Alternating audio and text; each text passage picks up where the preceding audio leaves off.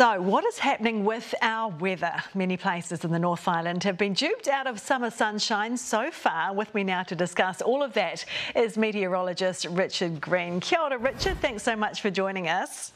Kia ora, Ingrid. Lovely to catch up. It's not our imagination, is it? It has been a particularly soggy summer holiday for some places, hasn't it? It really has. North Island has copped the lot, especially the northern east and some central areas as well, and the south. So it's been a tough one, and not completely out of the blue. But I don't think any forecasters would have said ahead of time that the amount of rain that has fallen and affected holidaymakers and all sorts, that they would have picked it to the degree that has fallen.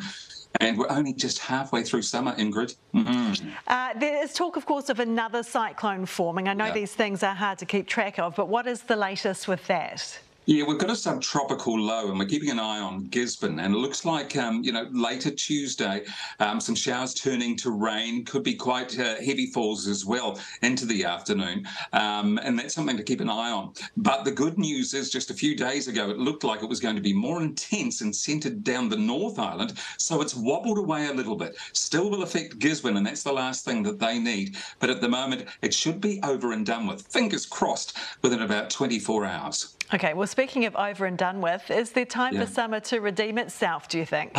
Yes, I think so. It's going to settle down just a little more. Not completely out of the woods. We're still going to see these subtropical downpours, and that's due to La Nina, our third La Nina summer in a row.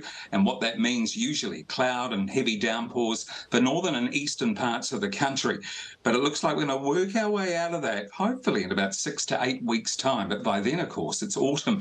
But it seems to be that it wants to be a little more settled, but still interspersed with those showery wet spells from time to time.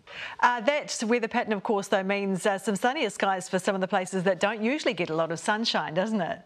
Yep, that's right. In fact, sunshine figures have been remarkable from top to bottom in the north, including Auckland, 2 hours a day on average during January. It's normally, Ingrid, 7 or 8. That's how dull it's been. But in the south, those in central Otago, Southland, the west coast, it's been incredibly sunny, getting close to breaking sunshine records. In fact, for those who've just taken a dip in the sea, this is an amazing stat that's come through today. The west coast and Fiordland, the sea temperature is the same as Northland and Auckland. That's the first time that that's ever been recorded. So different ends of the country, same sea temperatures and very different weather. Hard to keep up. It sure is. Hey, Richard, thank you very much for your time tonight.